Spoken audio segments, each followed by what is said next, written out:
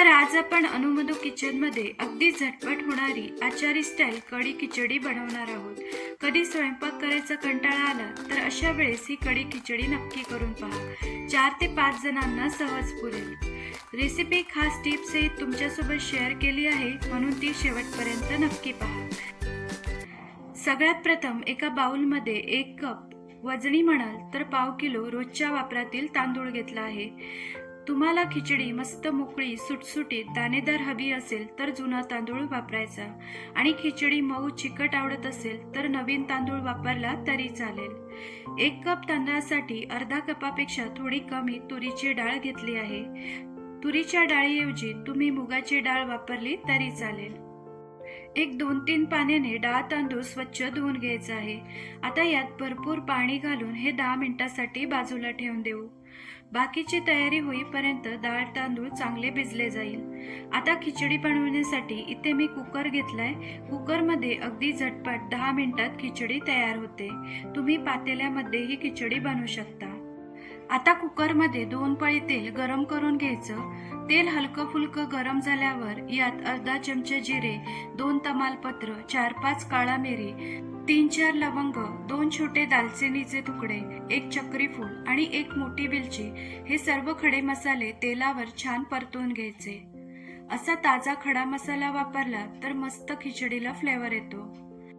खडे मसाले खरपूस परतून घेतल्यावर 2 मध्यम आकाराचे कांदे असे उभे पातळ चिरून घेतले आहेत। कांदा छान गुलाबी रंगावर परतून घ्यायचा आहे। कांदा परतून झाला की 1 चमचा आलं लसूण पेस्ट घालून 1 मिनिट हे परतून घ्यायचं। त्यानंतर 1 मोठा टोमॅटो रफली चिरून घेतलाय तो घालूया।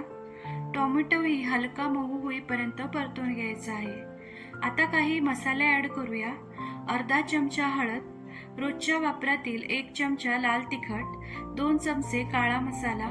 काळा मसाला नसेल तर तुम्ही 1 चमचा गरम मसाला वापरला तरी चालेल। मसाले छान खमंग 2 मिनिटं परतून झाल्यावर यात 1 बटाटा त्याचं साल काढून त्याचे तुकडे करून घेतले आहेत। 1 छोटी वाटी ताजा मटार। मटार नसेल तर तुम्ही कच्चे शेंगदाणे वापरले तरी चालेल।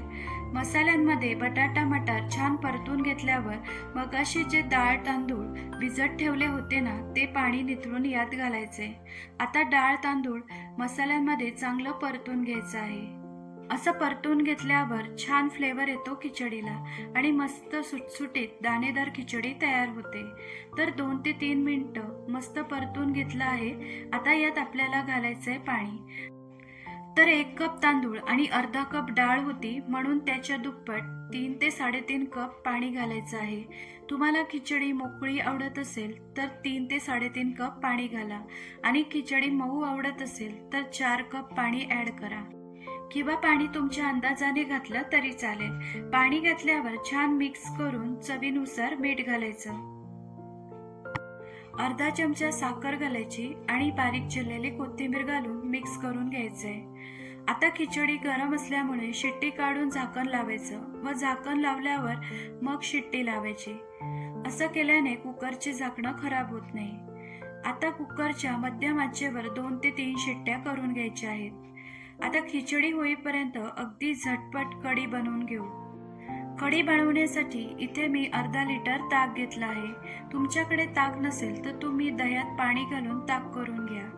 आता या ताकामध्ये चवीनुसार मीठ, 1 चमचा साखर, अर्धा चमचा हळद आणि 2 चमचे बेसन पीठ घालायचं आहे व विक्सने हे व्यवस्थित मिक्स करून घ्यायचं। यामध्ये अजिबात गठुडा राहता कामा नये।